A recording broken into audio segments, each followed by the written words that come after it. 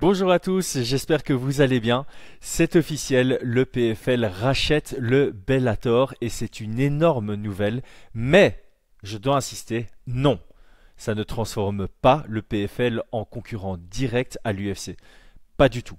En revanche, il y a aussi du nouveau vis-à-vis du recours collectif qui confirme que ça pourrait fortement changer le paysage du sport et ce, dès la première moitié de 2024. Je vous résume tout ça maintenant. Alors, tout d'abord, Don Davis, le CEO du PFL, l'a confirmé hier. Cela faisait des mois que des rumeurs couraient quant au rachat du Bellator par le PFL et c'est chose faite. La promotion majeure de MMA a été acquise par la promotion en pleine expansion.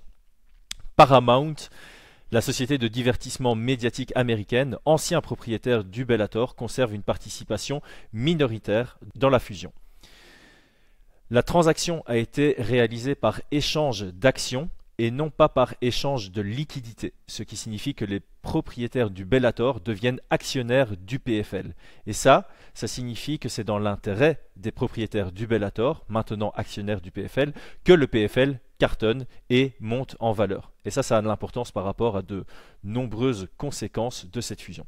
Donc, la première, c'est le Bellator va continuer à fonctionner telle une promotion distincte sous le système réimaginé par le PFL.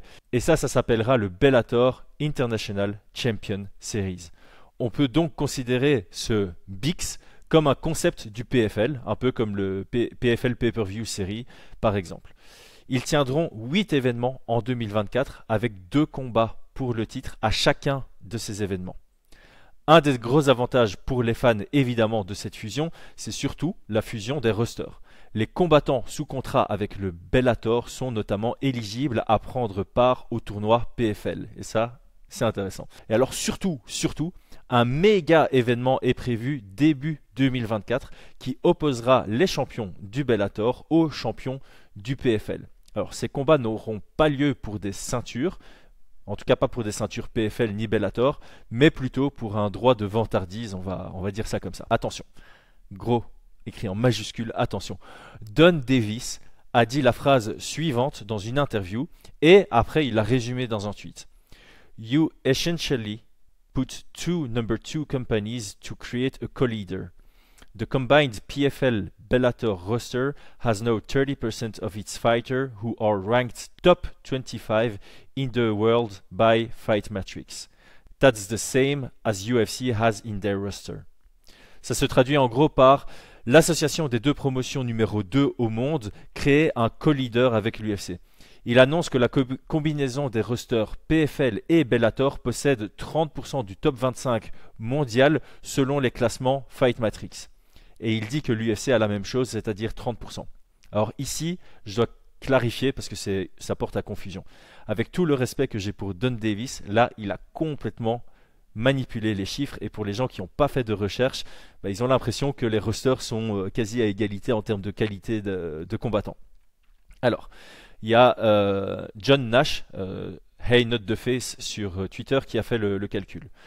Si on prend les catégories de poids communes chez les hommes à l'UFC et au PFL, c'est-à-dire de bantamweight jusqu'à heavyweight, on a 7 catégories de poids. 7 multiplié par le top 25, donc 7 multiplié par 25, ça fait 175. Sur ces 175 athlètes, le PFL en a 44. L'UFC en a 109. On est donc sur du 25% pour le PFL contre 62% du côté de l'UFC qui reste donc largement devant à ce niveau-là. Oui, 44 c'est pas mal, c'est comparé à 109 les gars. Donc la manière dont le PFL selon moi a fait le calcul, c'est par exemple, j'ai 12 athlètes signés en poids lourd dans mon roster et parmi ces 12 athlètes, j'en ai 4 dans le top 25, ce qui fait 33%.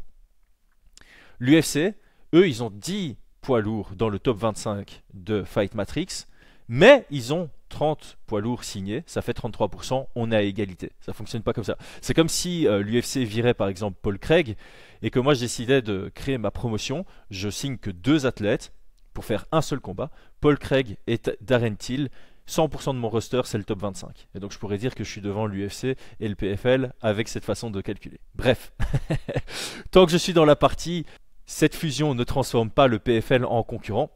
Ici, c'est évidemment à prendre avec des pincettes les chiffres, mais bon, on n'est pas trop loin de la réalité, quoi qu'il en soit. Le Bellator aurait été évalué à un demi-milliard de dollars, à 500 millions de dollars.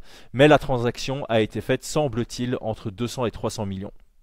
L'UFC, aujourd'hui, est valorisé à 12 milliards. En 2016, ça avait été revendu à 4,2 milliards, donc ça a triplé depuis, ça me semble logique. 12 milliards, c'est quand même 25 fois plus que... même c'est 24 fois plus que 500 millions et c'est encore plus que 200-300 millions.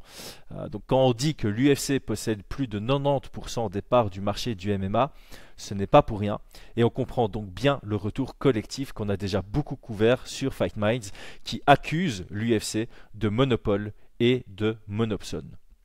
Alors moi personnellement de mon côté, pour nuancer quand même, je trouve ça super bien. Ça ne va pas concurrencer l'UFC, mais ça peut mettre un coup de pression à l'UFC. On l'a vu avec Francis Ngannou, on sait que le PFL est prêt à mieux payer les athlètes que l'UFC pour accueillir et acquérir surtout les meilleurs talents. Dès lors, si l'UFC veut maintenir ce statut de leader ultime sur le long terme, ils sont potentiellement maintenant contraints d'enfin mieux payer leurs athlètes pour s'assurer qu'ils restent chez eux. Et ça, on va pas se mentir, c'est une merveilleuse nouvelle. Ces athlètes méritent clairement une meilleure rémunération au vu de tous les efforts et de tous les sacrifices que nécessite ce sport, surtout quand on voit ce que gagne la machine Afrique qu'est l'UFC. Et donc on y arrive. La meilleure manière non éthique de l'UFC de garder ce statut de leader, c'est de continuer avec leur contrat ingrat d'exclusivité prolongeable dont on avait déjà discuté avec Alexandre Herbinet dans notre couverture totale du recours collectif, une vidéo qui dure plus d'1 heure. Je vous invite à aller la voir si ça n'a pas encore été fait. Cette nuit, il y a un lourd message qui a été donné par le juge qui va traiter de ce recours collectif et je vais essayer de vous vulgariser ça au maximum en résumant aussi la situation dans laquelle on est par rapport à ce recours. Donc il y a un recours collectif qui est en cours, qui est actuel, qui traite de tous les combats de 2010 à 2017. Il y a un second recours qui sera traité juste après celui-ci, qui couvre les combats de 2017 à maintenant, on continue. Donc chaque fois qu'il y a des événements, ces combats-là seront considérés comme étant dans le second recours collectif. Le recours actuel, donc de 2010 à 2017, pourrait mener à une amende salée entre 2,4 et 4,8 milliards de dollars à l'UFC en termes de dommages et intérêts si le tribunal donne raison aux plaignants. Pour rappel, le jugement est prévu en avril 2024, ça se rapproche et je vous laisse imaginer si le deuxième recours passe après ça. Parce que si on donne raison aux plaignants sur le premier, la probabilité qu'on donne raison au deuxième est super élevée et je sais que l'UFC a les reins solides, notamment avec le TKO Group maintenant, mais peut-être pas au point de payer des dommages et intérêts à cette valeur, minimum 2,4 milliards fois minimum 2, même beaucoup plus, parce que le recours de 2017 à 2023, les dommages et intérêts seront beaucoup plus grands.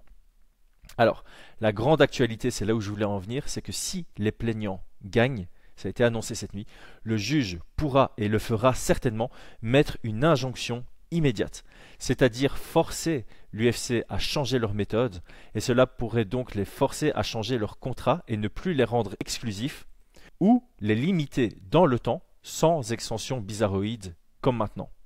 Alors maintenant, si on met les deux nouvelles en parallèle, là on peut potentiellement parler de concurrence. Personnellement, ma situation idéale serait que l'UFC garde ce statut de leader mais paye mieux ses athlètes pour pouvoir les garder. Pour les fans, on aura donc toujours le top 5 à l'UFC qui s'affrontent. Le champion UFC sera bel et bien le champion, le meilleur combattant du monde. Et ils seront tous bien payés pour combattre là-bas. Et alors on aura une deuxième promotion très intéressante qui nous proposera ici et là de très très belles cartes. Merci à tous d'avoir suivi. Donnez-moi votre avis en commentaire sur la situation idéale selon vous. Et pensez à vous abonner. À très vite.